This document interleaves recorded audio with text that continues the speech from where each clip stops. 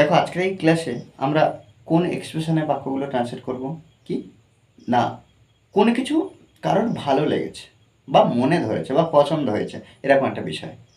দেখো কি মেয়েটি আমার মনে ধরেছে, মোবাইলটি আমার মনে ধরেছে মানে কি আমার পছন্দ হয়েছে, আমার ভালো লেগেছে। আমার ভালো লেগেছে, তাহলে এখানে আমরা লিখতে পারি। দেখো জাস্ট আমরা একটা স্ট্রাকচার দেখে নিই। ফার্স্ট টাইম আমরা কি করব, সাবজেক্ট বসাবো, অর্থাৎ যার মনে ধরেছে যার পছন্দ হয়েছে সেই সাবজেক্ট বা কর্তা আমরা ফার্স্ট টাইম বসাবো। তারপরে যেহেতু মনে ধরেছে এর জন্য কাজটা হয়ে গিয়েছে, এইমাত্র মনে হয়েছে। তাহলে এখানে আমরা ওর জন্য কি করব, হ্যাভ বা হ্যাজ ব্যবহার করবো সাবজেক্ট অনুযায়ী। তারপরে আমরা এই যে মনে ধরেছে, জাস্ট এই এক্সপ্রেশনের জন্য গট ফ্যান্সি ফর ব্যবহার করব। For got fancy for plus others word. Okay, অন্যান্য শব্দ, অর্থাৎ যার কথা বলা হবে, অর্থাৎ যে বস্তুটার কথা বলা হবে বা যার কথা বলা হবে, এরকমভাবে বলতে পারি কি এখানে দেখো মেয়েটি আমার মনে ধরেছে, তাহলে কার মনে ধরেছে, আমার, এটাই সাবজেক্ট। আয়ের পরে আমরা হ্যাভ বসাবো। আয়ের পরে হ্যাভ বসাবো, আই হলো ফার্স্ট পারসন। আর হ্যাজ কখন ব্যবহার হয়, যখন সাবজেক্ট থার্ড পারসন সিঙ্গুলার হয়, অর্থাৎ একজনকে বোঝায়। তাহলে I have got fancy for. এবার মেয়েটি আদার্স ওয়ার্ড, এখানে দেখো গট ফ্যান্সি ফর, তারপরে কি আদার্স ওয়ার্ড, তাহলে এখানে লিখতে পারি দ্য গার্ল। ওকে, মোবাইলটি আমার মনে ধরেছে, তাহলে এখানে দেখো I have got fancy for.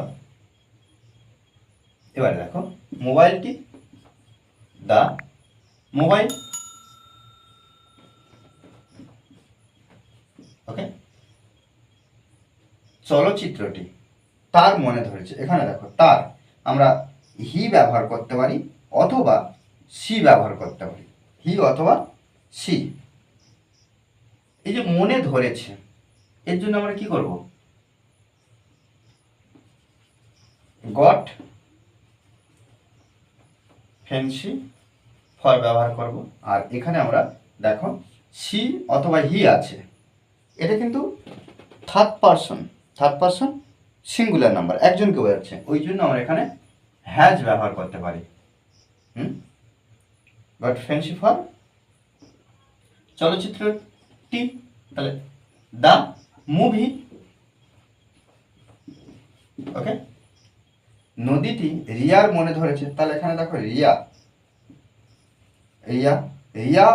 এই যে নামটা থার্ড পারসন সিঙ্গুলার নাম্বার, একজনকে বোঝাচ্ছে, ওই জন্য আমরা এখানে হ্যাজ ব্যবহার করতে পারি। হ্যাজ গট ফ্যান্সি ফর কি নদীটি, দ্য রিভার। ওকে, আর দেখো এই শেষের যে বাক্যটা আমাকে কমেন্ট বক্সে জানাবে, বাড়িটি আমার মনে ধরেছে। কেন? কারণ আমাদেরকে প্র্যাকটিস করতে হবে, আমাকে অবশ্যই কমেন্ট বক্সে জানাবে। আর এইভাবে কিন্তু অনবরত প্র্যাকটিস করতে হবে, মনে রাখতে হবে যে প্র্যাকটিসের বিকল্প কিছু নেই। আর এই ক্লাস যদি ভালো লাগে অবশ্যই লাইক কমেন্ট শেয়ার, আর যারা এখনও পর্যন্ত এই চ্যানেলটি সাবস্ক্রাইব করেননি তারা অবশ্যই চ্যানেলটি সাবস্ক্রাইব করে পাশে থাকবেন। Okay, thanks for watching this video.